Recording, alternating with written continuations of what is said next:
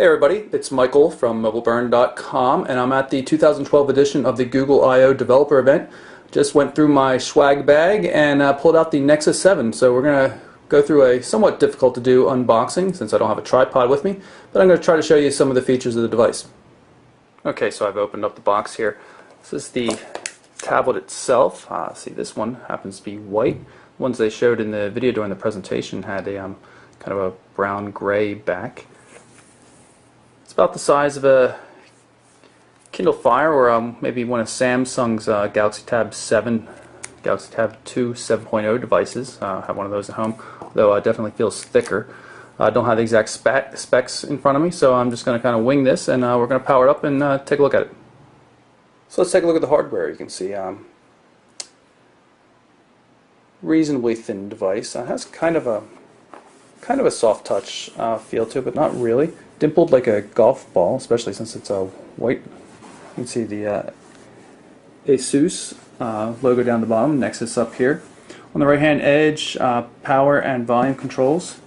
Not too much to see on the left hand edge except what appear to be dock connectors and probably a secondary microphone, maybe the primary. 3.5mm headphone jack and a micro USB on the bottom, and another microphone pinhole up here on the top. There does not appear to be any kind of direct HDMI port, but like you would find on some of the higher end tablets, but for the price that's not too much of a surprise. Display's resolution is 1280 by 800 pixels, so capable of 720p video. Powered by an NVIDIA Tegra 3 processor. It's the Kai version, the lower cost Tegra 3 quad-core processor. Pretty slick. It's the first device to hit the market with that I'm aware of. And here's the new Android 4.1 Jelly Bean startup sequence. And the device is already powered up. Really didn't take all that much time at all. Okay, I went through the setup procedure, put in my test Google account, and let's take a look at the device. So here's the main home screen. Looks very much like a regular Android 4.0 phone, just stretched out a bit. See more shortcuts across the bottom. The app tray or main menu. Looks very much like ice cream sandwich. Same basic organization and transitions in the menus. See, we've got the soft keys, on-screen soft keys for back, home, and the task switcher. So let's just load up an application, pull up a folder, load Chrome. Chrome is now the default browser. It's officially out of beta.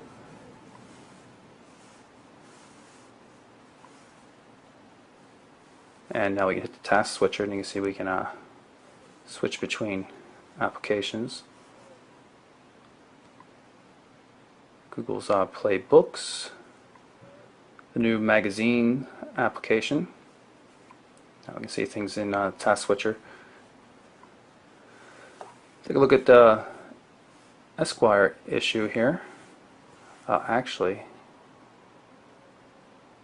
looks like you can see it's transferring. If you look down here in the corner, you can see that pie chart slowly growing as it downloads. Now I'm not on the hotel Wi-Fi. This is actually using Verizon's LTE network through a Wi-Fi hotspot to get data. So see, it's going to take a little bit of time. So let's jump back and do something else instead. Pull up the books. I don't know if they're preloaded or not. Either way, the books should download pretty quickly. So here's the Nexus 7 guidebook. You can see the cool page flipping transitions. Nothing we haven't seen before though.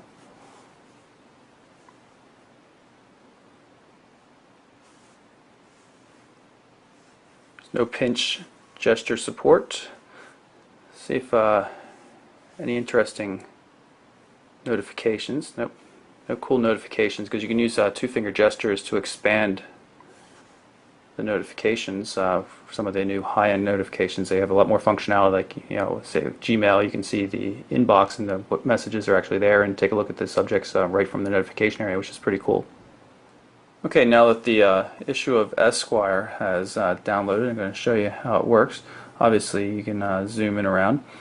Tap on the screen to bring up some controls. You can see the pages visually here, or you can tap here for the table of contents. Just tap on one of the stories and it'll bring it right up.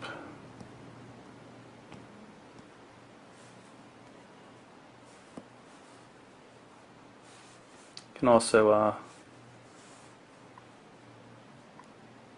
page through this way. See if we got a intelligent zooming. There you go. Let's go back to the main application and take a look at Popular Science.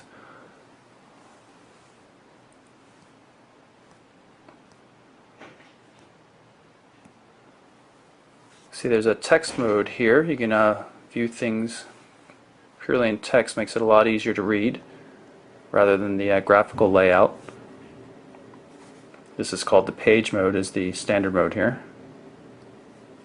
So pretty cool looking app. Okay, you can see up top we've got a couple of notifications. Also notice that the notification area does not fill the entire display on the device, just basically a pull down curtain. We've only got a few notifications here, so they're automatically expanded. You can see that it's listing the individual messages that have come in. I actually have Gmail set up in the Gmail client and the stock email client just to get some additional notifications here, so you can see how it lists both new messages for both email system, which is pretty slick. So it makes it a lot easier to see what you're dealing with here. And of course, you still tap through to get to the application as normal. One thing I'm a little bit surprised at is that the device seems to only want to function in portrait mode. There's a control in the notification area. You might see it here. It looks like it's a rotation lock, but that does not seem to have much of an impact on anything. Seems that Google wants you to be using this in portrait orientation. Okay, let's take a look at some of the features of the home screen. Notice I've got this home screen panel with 4 randomly placed shortcuts, and I'm going to show you how 4.1 can organize things a little bit better. I'm going to move over and look what it does to the shortcuts. It makes it a lot easier to fit things in, and if there's not enough room, it'll actually resize when it's possible for the widget. Additionally, you can throw widgets off the screen now when you don't need them anymore, instead of having to drag them all the way up top. So here's the new Google Plus application. You can see it's scrolling up and down here. See if we can go into landscape orientation and get the side-to-side scrolling, which is pretty cool. Everything looks pretty nice.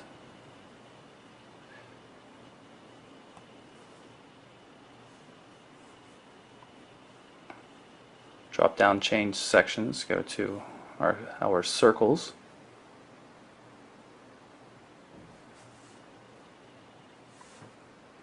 And here is the Currents application.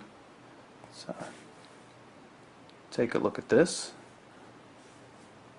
You can see the reading here. Go back, let's jump into Daily Beast, pick a random story.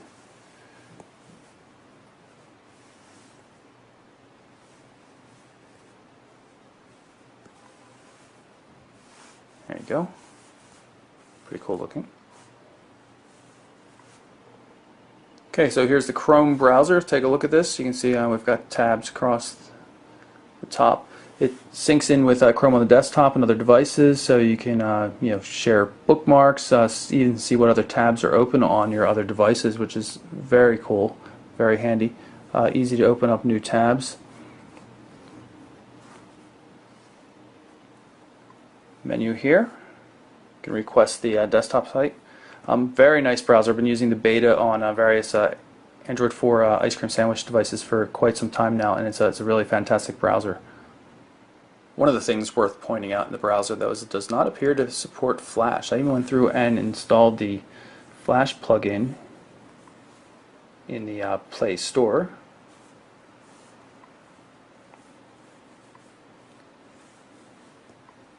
see it right here.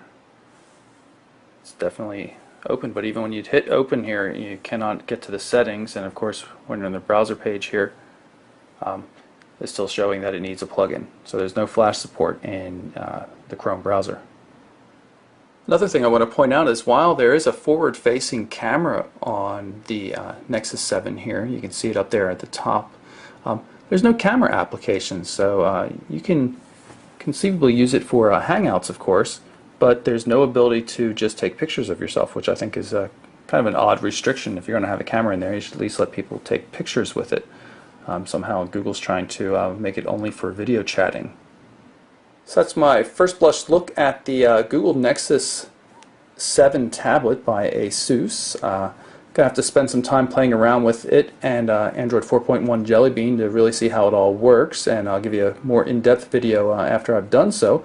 But this is the best I can do right now from the Google I/O event. So again, the Google Nexus 7 from MobileBurn.com. I'm Michael Orrell. Thanks for watching.